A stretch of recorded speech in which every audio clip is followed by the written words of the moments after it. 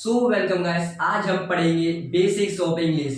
English के जो basics होते हैं क्या होते हैं, बिल्कुल स्टार्टिंग से शुरू करेंगे, जीरो लेवल से बिल्कुल फ्लोर तक। देखें क्या होता है। तो फर्स्ट बेसिक्स ऑफ इंग्लिश में होता है सेंटेंस। सेंटेंस क्या होता है आज वो आपको बताऊंगा। जरा आप इधर आओ। आपका नाम क्या है? समर सिंह धाकड़। बहुत बढ़िया। तो दोस्तों अभी आपने देखा है बच्चे ने क्या बोला, is name is my Samar Singh Dhakad. मतलब कि इसे वर्ड्स तो पता है कि वर्ड्स क्या होते हैं, लेकिन सेंटेंस नहीं पता है। मतलब इसने सेंटेंस वर्ड्स को इधर उधर मतलब रायता बना दिया पूरा। तो आज यही जानेंगे कि सेंटेंस होता क्या है। तो देखिए सेंटेंस होता क्या है, मतलब कि वर्ड्सों का हमें ग्रुप बनाना होता है जो कि उसका मीनिंगफुल सेंस निकले। यानी कि जैसे इस बच्चे ने बोला था इज नेम माय समर,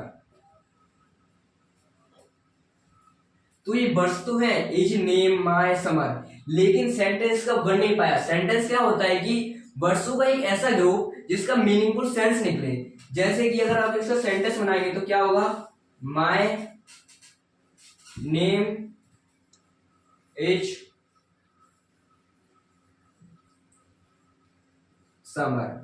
तो सेंटेंस अब आपको पता चलिए क्या होता है, वर्ड्सों का एक ऐसा ग्रुप जिसका मीनिंगफुल सेंस निकले, उसे बोलते हैं सेंटेंस। अब पढ़ते हैं सेंटेंस के कितने काइंड्स होते हैं। चलो शुरू करें।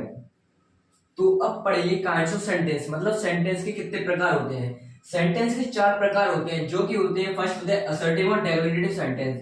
असर्टिव और डेक्लरेटिव सेंटेंस एक ही होता है। इसमें होता क्या है, इसमें बिल्कुल साधारण वाक्य होता है, यानी कि किसी व्यक्ति वस्तु स्थान का साधारण बोध हो।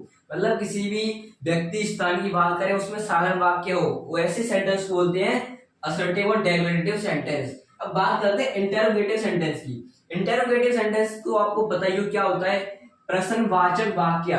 यानी कि हम इसमें क्वेश्चन प्रश्न पूछते हैं, ऐसे सेंटेंस बोलते हैं इंटरोगेटिव सेंटेंस। अब बात करते हैं इंपेरेटिव सेंटेंस की। इंपेरेटिव सेंटेंस होता क्या है, इंपेरेटिव सेंटेंस वो होता है जिसमें हमें आज्ञा परमिशन, यानी कि हम इसमें परमिशन रिक्वेस्ट प्रेयर ऐसे वाक्य आते हैं, उस वो होते हैं इंपेरेटिव सेंटेंस।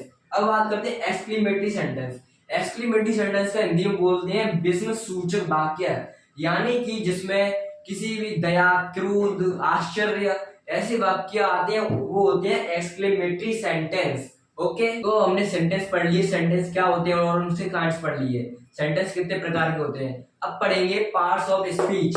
सेकंड आता है parts of speech. Part of speech होता क्या है, पार्ट ऑफ स्पीच 8 तरह के होते हैं, जो होते हैं noun pronoun adjective adverb verb preposition conjunction interjection, इन्हें बोलते हैं पार्ट्स ऑफ स्पीच। अब बारी बारी में पढ़ेंगे क्या होते हैं। जो फर्स्ट होता है नाउन। नाउन क्या होता है, किसी भी व्यक्ति वस्तु स्थान के बोध करने वाले शब्दों को बोलते हैं नाउन। ओके, तो अब पढ़ेंगे ना काउंट्स ऑफ नाउन। नाउन के कितने वेज होते हैं, नाउन के 5 वेज होते हैं, जो कि होते हैं फर्स्ट होता है proper noun.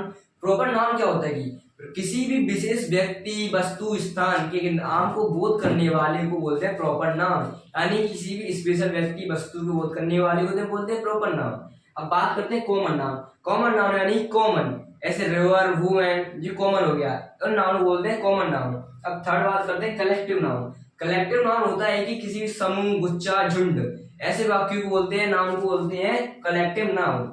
Material noun, material यानी कि क्या होता है, किसी भी सामान से कोई बनी हुई चीज, उन्हें बोलते हैं मटेरियल नाउन। जैसे कि सिल्वर गोल्ड क्या हो गए, मटेरियल हो गए, तो इन्हें बोलते हैं मटेरियल नाउन। अब बात करते हैं एब्स्ट्रैक्ट नाउन की। एब्स्ट्रैक्ट नाउन का हिंदी में बोलते हैं भाववाचक वाक्य, यानी कि हम सिर्फ उसे भाव करें यानी फीलिंग। जैसे कि हॉनेस्टी ईमानदारी, ईमानदारी होती है लेकिन हम उसे देख नहीं सकते, ऐसे वाक्य आते हैं एब्स्ट्रैक्ट नाउन में। और जैसे कि हमारा हो गया रीच, रिचनेस यानी कि अमीरी, अमीरी होती तो है लेकिन हम उसे देख नहीं सकते, मतलब हम उसे टच नहीं कर सकते, ऐसे वाक्यों को बोलते हैं एब्स्ट्रैक्ट नाउन्स। ओके, तो काइंड्स ऑफ नाउन के बाद आता है uncountable noun and countable noun. अब पढ़ें काउंटेबल नाउन और अनकाउंटेबल नाउन क्या होता है। First countable noun.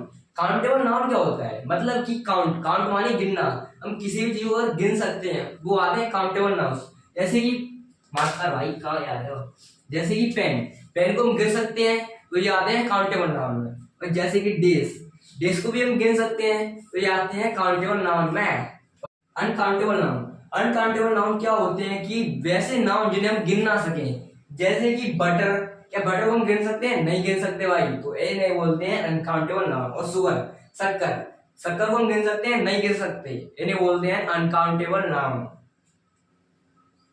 के बाद आता है कन्वर्जन ऑफ नंबर्स, यानी कि वचन परिवर्तन, यानी कि सिंगुलर से प्लूरल बनाने के लिए। सिंगुलर से प्लूरल बनाने के लिए कई सारे एक्सेप्शन होते हैं, हम बारी बारी पढ़ेंगे और देखेंगे। जो फर्स्ट होता है वर्ड में एस जोड़ना। वो आप सभी जानते होंगे कि वर्ड्स में एस जोड़ देते हैं, जैसे कि लिखा है इधर वी ओ वाई बॉय, तो आप प्लूरल बनाओगे तो क्या करोगे? इसमें एस जोड़ दोगे, तो लिख दोगे V U Y S, voice. जो भी है इसका फर्स्ट असर्शन की वर्ड में एस जोड़ना, तो प्लूरल बन जाता है। अब पढ़ेंगे सेकेंड असर्शन, मतलब दूसरा क्या होता है।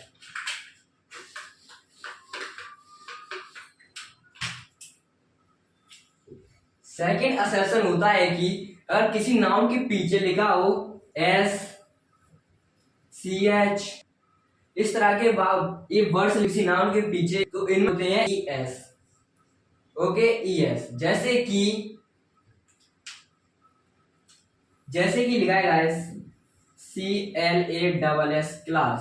अब इस नाउन के पीछे क्या है? डबल एस, तो हम इसे प्लूरल बनाने के लिए क्या करेंगे? ES ऐड कर देंगे, ES, तो बन जाएगा क्लासेस। ओके, अब पढ़ेंगे थर्ड असर्शन क्या होता है।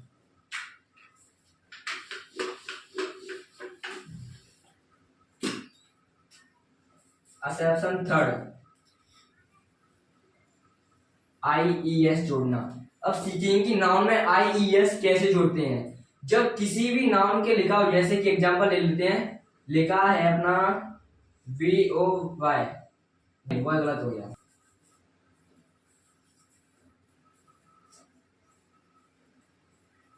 बेबी, लिखा है। अब जैसे कि इसे बाय है, और बाय के पहले कौन सा वर्ड है? जैसे कि लिखा है बी। अब बी क्या होता है? कॉन्सोनेंट ना साउंड।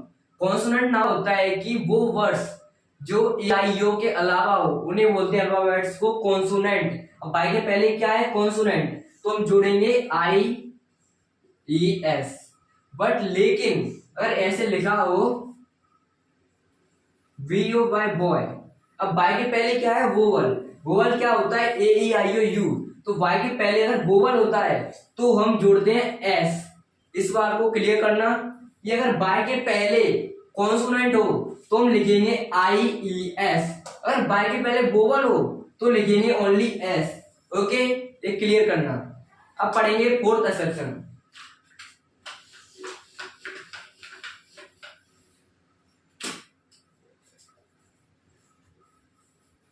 ओ, अगर किसी वर्ड के पीछे ओ लिखा हो, जैसे कि मैंगो, MANGO, अब इस नाउन के पीछे क्या है? ओ, तो हम क्या लगाएंगे? हम इधर एस तो लगाएंगे नहीं, क्योंकि अगर जिन नाउन के पीछे ओ होता है तो हम लगाते हैं ES। तो अगर मैंगो बनाएंगे तो क्या लिखेंगे? MANGOES, mangoes. अगर किसी भी नाउन के पीछे ओ हो, सिर्फ सिंगल वर्ड, तो हम लिखते हैं ES। अगर देखते हैं दूसरा सेक्शन,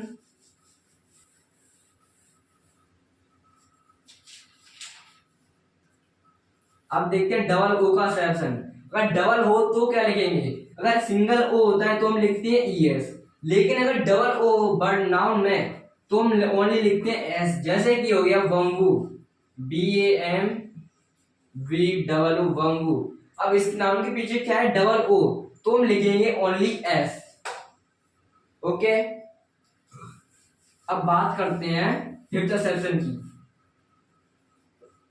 फिफ्थ सेक्शन में जोड़ेंगे हम BS। अब देख BES कब जोड़ते हैं? जब नाउन के पीछे लिखा हो F या FE, तो हम जोड़ते हैं BES। जैसे कि लिखा है NIKINF, नाइफ, नाइफ यानी चाकू, तो इधर क्या है? FE लिखा है, तो हम इसके पीछे जोड़ेंगे BES। जैसे कि KNIVES, नाइफ, इन्हें बोलते हैं चाकू, तो इस तरह से लिखेंगे, BES का ऐड करेंगे। लेकिन कुछ नाम ऐसे होते हैं जिसमें हम BES S ये जोड़ने की हमें जरूरत नहीं है, वो लिखा है हमें वो याद करना पड़ेगा। 8 नाउन होते हैं ऐसे, जैसे कि मैन, उसको हो गया MEN, वुमेन, वुमेन का हो गया WOMEN, फूड। किड का हो गया किड, FEET।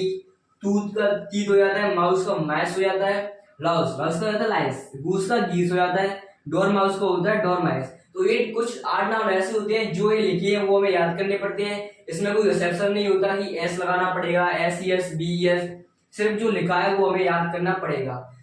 तो आई होप आपको बेसिक्स ऑफ इंग्लिश समझ में आया होगा। हमने बड़ी सिंपल लैंग्वेज समझाया था।